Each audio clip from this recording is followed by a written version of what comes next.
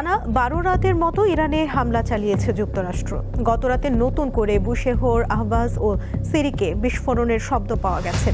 জবাবে পশ্চিম এশিয়ার দেশগুলোতে থাকা মার্কিন বিভিন্ন স্থাপনায় পাল্টা হামলা চালাচ্ছে ইরানের বিপ্লবী গার্ড বাহিনী IRGC।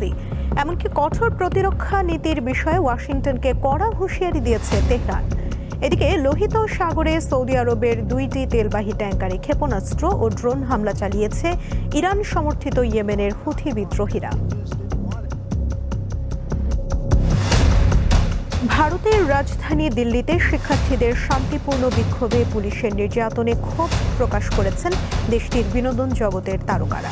তাদের অনেকে আবার সংহতি প্রকাশ করে রাস্তায়ও নেমেছেন।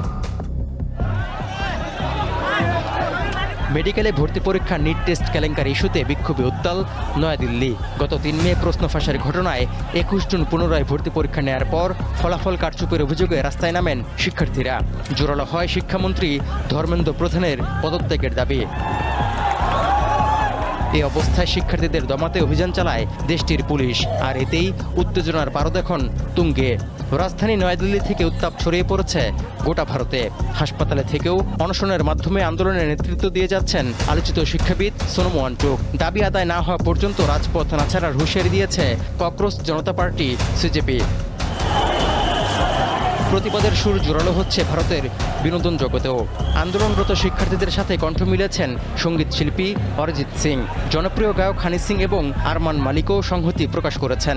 শিক্ষার্থীদের উপর পুলিশি অভিযানের ঘটনায় ক্ষোভও প্রকাশ করেছেন এসব সঙ্গীত শিল্পীরা।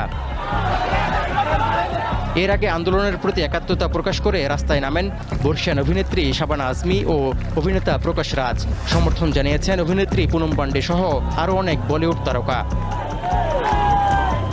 শিক্ষার্থীদের সমর্থনে এগিয়ে আসছে বিজেপি বিরোধী রাজনৈতিক দলগুলো। সংহতি প্রকাশ করে রাস্তায় নামায় মঙ্গলবার 2 ঘন্টার জন্য আটক হতে হয় কংগ্রেস নেতা রাহুল গান্ধী ও প্রিয়াঙ্কা গান্ধীকে।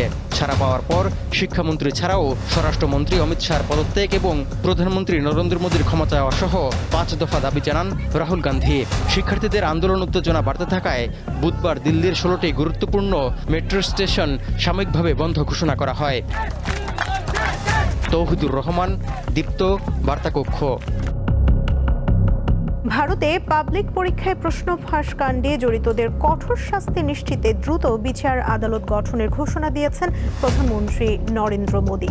দিল্লির যন্তর মন্তরে শিক্ষার্থীদের চলমান বিক্ষোভের মধ্যে বৃহস্পতিবার সকালে তিনি এই ঘোষণা দেন। তবে শিক্ষামন্ত্রী পদত্যাগ না করা পর্যন্ত আন্দোলন চলবে বলে হুঁশিয়ারি দিয়েছেন ককরোচ জনতা পার্টি CJP। শিক্ষা ব্যবস্থা ধ্বংসের মাধ্যমে যুব সমাজের ভবিষ্যৎ নষ্ট করার জন্য প্রধানমন্ত্রীকে দায়ী করেছেন কংগ্রেস নেতা রাহুল গান্ধী। এদিকে গতরাতে যন্তর মন্তরে বিক্ষোভকারীদের সঙ্গে পুলিশের নতুন করে সংঘর্ষের খবর পাওয়া গেছে। এছাড়া আইন শৃঙ্খলা রক্ষায় দিল্লির কমপক্ষে 16 মেট্রো স্টেশন আজও বন্ধ রয়েছে। কিছু এলাকায় মোবাইল ইন্টারনেট সংযোগ বন্ধ রয়েছে বলেও অভিযোগ উঠেছে। ভারতের মেডিকেল কলেজে ভর্তি পরীক্ষায় প্রশ্ন ফাঁস কাণ্ডে জড়িতদের কঠোর শাস্তি নিশ্চিতে দ্রুত বিচার আদালত গঠনের ঘোষণা দিয়েছেন প্রধানমন্ত্রী নরেন্দ্র মোদী। এরপরও শিক্ষামন্ত্রী ধর্মেন্দ্র প্রধানের পদত্যাগের দাবিতে অনড় ককরোচ জনতা পার্টি CJP। এছাড়া আন্দোলনকে ভণ্ডুল করতে বিজেপি অপচেষ্টা চালাচ্ছে বলে অভিযোগ তুলেছেন ককরোচ জনতা পার্টির নেতা অভিজিৎ দীপক। প্রশ্ন ফাঁস ইস্যুতে করা শিক্ষার্থীদের আন্দোলন ছড়িয়ে পড়ছে দিল্লি থেকে গোটা ভারতে। জোরালো হচ্ছে শিক্ষামন্ত্রী ধর্মেন্দ্র প্রধানের পদত্যাগের দাবি। মঙ্গলবার বিক্ষোভকারীদের উপর পুলিশের অভিযানে উত্তাপ বেড়েছে কয়েক গুণ। বিনোদন জগতের তারকা থেকে শুরু করে বিরোধী দলগুলো আন্দোলনের সমর্থন দেয় আরও তীব্র হচ্ছে বিক্ষোভ। এতে রাজনৈতিকভাবে ব্যাপক চাপের মুখোমুখি বিজেপি সরকার। এই অবস্থায় প্রশ্ন ফাঁস কাণ্ডে জড়িতদের কঠোর শাস্তি নিশ্চিতে দ্রুত বিচার আদালত গঠনের ঘোষণা দিয়েছেন প্রধানমন্ত্রী নরেন্দ্র মোদী। বৃহস্পতিবার সকালে প্রধানমন্ত্রীর দেয়া এমন আশ্বাসেও কমছে না উত্তেজনার পারদ। শিক্ষামন্ত্রীর পদত্যাগের দাবিতে অনড় থাকার হুঁশিয়ারি দিয়েছে ককরোচ জনতা পার্টি CJP। এছাড়া শিক্ষা ব্যবস্থা ধ্বংসের মাধ্যমে নরেন্দ্র মোদী তরুণদের ভবিষ্যৎ সবচেয়ে বেশি নষ্ট করছেন বলে অভিযোগ তুলেছেন কংগ্রেস নেতা রাহুল গান্ধী। এদিকে বৃহস্পতিবার সকাল থেকে দিল্লির যন্তর মন্তরে বিক্ষোভকারীদের সংখ্যা ক্রমেই বাড়ছে। এমনকি এলাকাটিতে গতরাতে পুলিশের সঙ্গে আন্দোলনকারীদের সংঘর্ষের অভিযোগ উঠেছে। এতে বেশ কয়েকজন পুলিশ সদস্য আহত হওয়ার খবর পাওয়া গেছে।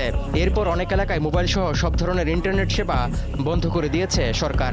এমন পরিস্থিতিতে বিজেপি শিক্ষার্থীদের আন্দোলন ভেস্তে দেওয়ার চেষ্টা করছে বলে অভিযোগ তুলেছেন সিজেপি নেতা অভিজিৎ দীপকে।